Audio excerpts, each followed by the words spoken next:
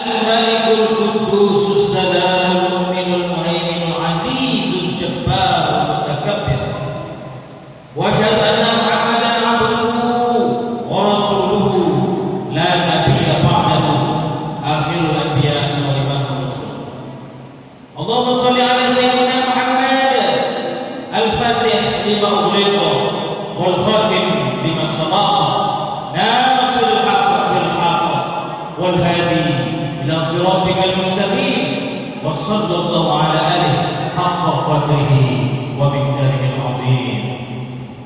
Wa ya ma'syiral jumu'ah, inni usikum wa nafsi bitaqwallah la'allakum turhamun. Qala Allah ta'ala fi Qur'anil Karim, ya ayyuhalladzina amanu taqullaha wal tanzur nafsum ma qaddamat lighad. Al-ayat. Sidang Jumat yang dirahmati Allah Subhanahu wa taala, bersyukur kita kepada Allah baik secara zahir, lebih-lebih secara batin. Mari secara zahir lidah kita ini jangan sampai kering dari kalimat syukur, dari kalimat tahmid, pujian kepada Allah, alhamdulillah atas segala nikmat baik yang terkecil maupun yang besar yang kita rasakan. Dari bangun tidur kita mengucapkan alhamdulillahilladzi ahyana ba'da ma amatana wa ilaihi nusyur. Itu kenikmatan pertama yang harus kita syukuri, bahwa kita kembali dibangkitkan oleh Allah setelah kita mati sesaat. Bayangkan ketika tadi malam itu merupakan istirahat kita yang terakhir, tidur kita yang terakhir. Allah tidak membangkitkan kita kembali, Allah tidak memberikan kesempatan kita untuk bernapas. Ternyata itu adalah tidur terakhir kita. Maka ketika kita bangun dari tidur, kita masih bisa menghirup udara yang segar, kita masih bisa bernapas, berarti Allah memberikan kesempatan kepada kita untuk hidup. Itulah setiap hari Allah terus memberikan kesempatan kepada kita untuk hidup. Maka jangan sampai kita lupa mengucapkan bacaan doa bangun tidur, alhamdulillahilladzi ahyana. Begitu juga ketika kita baru selesai makan, kita baca doa makan, alhamdulillahilladzi at'amana wa saqana wa ja'alana minal muslimin. Bersyukur kita masih diberikan nikmat makan oleh Allah, kita bisa mencicipi lauk yang kita makan, nasi. Maka itu doa kita, mengucapkan kalimat tahmid. Ini adalah bentuk rasa syukur kita secara zahir. Minimal lisan kita senantiasa mengucapkan kalimat tahmid atas segala nikmat yang telah Allah berikan kepada kita. Kemudian rasa syukur secara batin. Marilah senantiasa kita terus memupuk rasa iman di hati kita, rasa takwa di hati kita. Ini bentuk rasa syukur kita atas nikmat yang Allah berikan kepada kita. Jangan kita bertambah umur, bertambah rezeki, bertambah nikmat, tapi tidak bertambah keimanan kita, tidak bertambah ketakwaan kita. Berarti rasa syukur kita tidak terimplikasikan dalam bentuk ibadah. Selain dari rasa syukur dalam bentuk lisan, mari kita aplikasikan rasa syukur itu dalam bentuk ubudiyah kita kepada Allah. Kita tingkatkan. Tahajud bin nikmat, saya lagi berusaha untuk mencoba ketika makan, walaupun pakai bahasa Indonesia, doa itu saya selalu berusaha menyebut, ya Allah, jadikan apa yang saya makan ini menambah untuk saya bisa beribadah kepadamu dan bermuamalah. Kita tidak tahu apa yang kita makan, apakah itu baik, buruk, sehat, mengandung kolesterol, mengandung gula, mengandung apapun, tidak bisa kita antisipasi. Saya secara pribadi tidak mampu menjaga pola makan, menjaga apa yang dimakan. Tapi saya berazam ketika saya makan, ya Allah, saya ingin hidup, saya butuh makan. Tidak mungkin saya tidak makan, tidak mungkin saya tidak Jadikan apa yang saya makan ini ya Allah menjadi kekuatan bagi saya, menjadi tenaga untuk saya bisa beribadah. Tidak hanya untuk beribadah, kita juga butuh bekerja, kita juga butuh bersosialisasi, bermasyarakat. Maka saya tambahkan untuk bisa bermuamalah. Maka itu kita serahkan kepada Allah.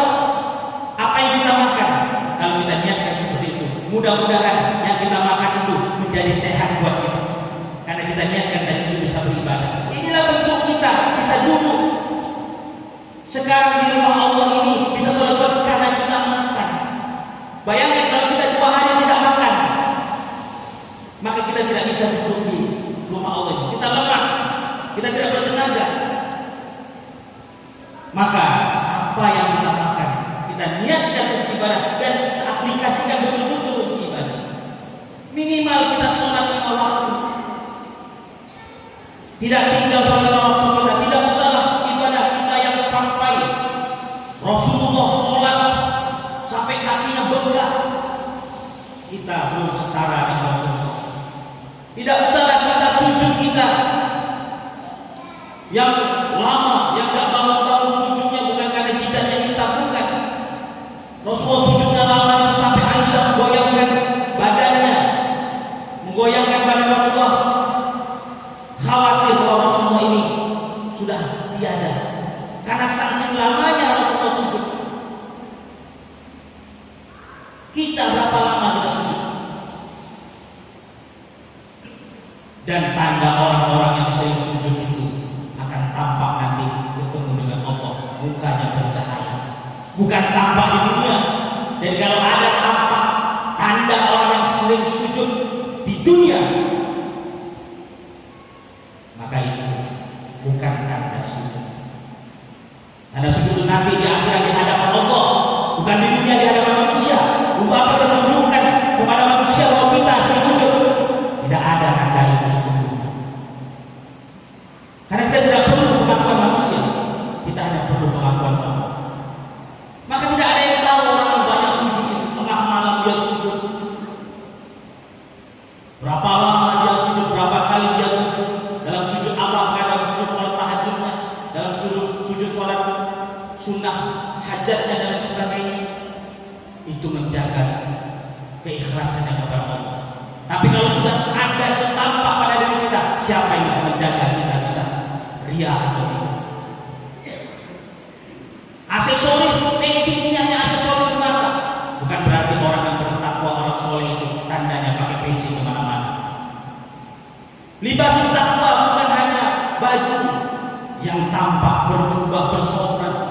Itu hanya aksesoris untuk mencegah kita agar kita terhindar dari perbuatan dosa. Tapi sesungguhnya libas takwa itu adalah melekat pada hati kita, melekat pada ubudiyah kita, orang-orang yang sering melaksanakan ibadah siang dan malam bentuk rasa syukur kepada Allah. Maka mari sama-sama di bulan Rajab ini, tanpa kita sadari sekarang kita berada pada bulan Rajab. Bulan Rajab ini adalah 4 bulan istimewa selain bulan Ramadan. Setiap bulan memang memiliki keistimewaan, tapi 4 bulan ini termaktub dalam Al-Quran. 4 bulan yang Allah khususkan, yang mana ketika kita beribadah dilipat gandakan pahalanya, dan ketika kita melakukan perbuatan dosa, maka ini juga dosa yang kita dapatkan berlipat ganda. Bulan apa itu? Ada 3 bulan yang bertalian: Zulqa'dah, Zulhijjah, Muharram. Zulqa'dah, Zulhijjah adalah bulan haji, di mana kita melaksanakan ibadah haji, dan kita di tanah air melaksanakan ibadah yang Allah lipat gandakan pahalanya. Dan kalau orang melakukan perbuatan dosa, termasuk di Mekah pelaksana haji, dosanya juga dilipat ganda. Kemudian bulan Muharram, 3 bulan yang bertalian, dan 1 bulan yang terpisah, yaitu bulan Rajab. Inilah yang sekarang kita berada pada bulan Rajab.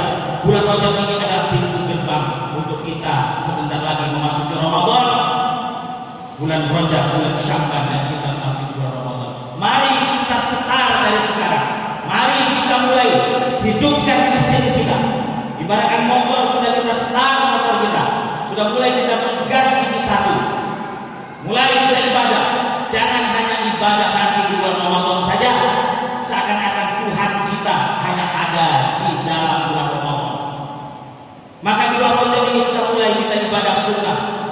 bulan Rajab ini adalah bulan yang Allah.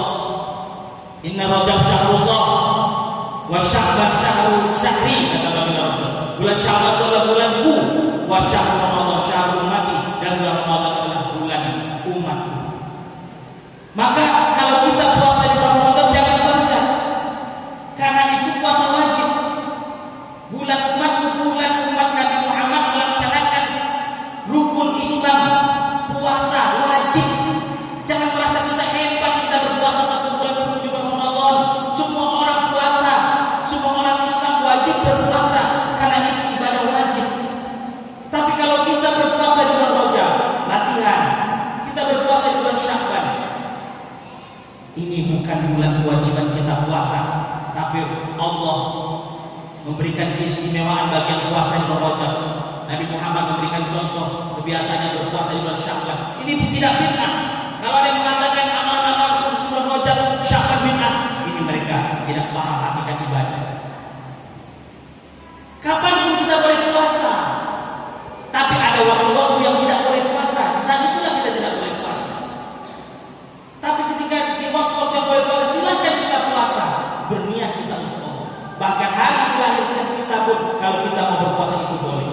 Maka kita puasa di hari Senin, itu bentuk bahwa Rasulullah puasa di hari kelahirannya. Ditanya, kenapa kau puasa di hari Senin, wahai Rasul? Hadza yaumul wulidtu, ini hari aku dilahirkan. Boleh kita lahir hari Rabu kita puasa setiap hari Rabu, silakan. Karena puasa ini adalah ibadah yang kita persembahkan untuk Allah. Inna kullu amalin min Adam lahu, semua amal perbuatan anak cucu Adam untuknya.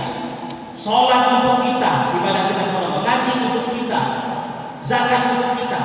Illa siyam, kecuali puasa. Fa innahu li, sesungguhnya puasa itu untukku, kata Allah. Ini dalam hadis qudsi.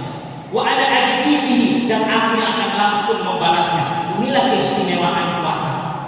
Perbedaan ibadah puasa dibandingkan ibadah-ibadah yang lain. Kalau ibadah yang lain itu untuk kita, tapi ibadah puasa untuk Allah. Apa buktinya untuk Allah? Kita puasa itu bukan berarti kita tidak bisa makan. Ada orang yang puasa karena dia tidak bisa makan, karena memang tidak ada yang dia makan, karena dia fakir, dia miskin. Dia berpuasa karena dia menahan lapar, tidak ada yang dia bisa makan. Itu puasa itu sesungguhnya untuk dirinya, karena dia tidak bisa makan. Tapi kita punya uang, bisa kita beli makanan, ada nasi di rumah, ada yang bisa kita makan, tapi kita mau puasa, berarti kita mau menahan diri kita berpuasa untuk semata-mata kita persembahkan kepada Allah. Inilah ibadah puasa yang kita bisa merasakan bagaimana laparnya orang yang kelaparan. Dan yang diharapkan ada aplikasi dari puasa itu, jiwa kedermawanan kita menjadi tinggi. Oh, begini ternyata rasanya lapar. Oh, ternyata tidak enak. Oh, ternyata beginilah yang dirasakan fakir miskin. Oh, beginilah yang dirasakan saudaraku yang tidak bisa makan karena tidak ada uang. Maka aplikasinya kita beri dermawan, kita infak sedekah. Ini sesungguhnya hakikat dari puasa. Mari sama-sama kita mulai ibadah puasa kita di bulan Rajab. Silakan puasa sayur hari 3 hari. Di bulan Sya'ban Rasulullah hampir puasa 1 bulan penuh, tapi Rasulullah tidak puasa 1 hari untuk membedakan yang masuk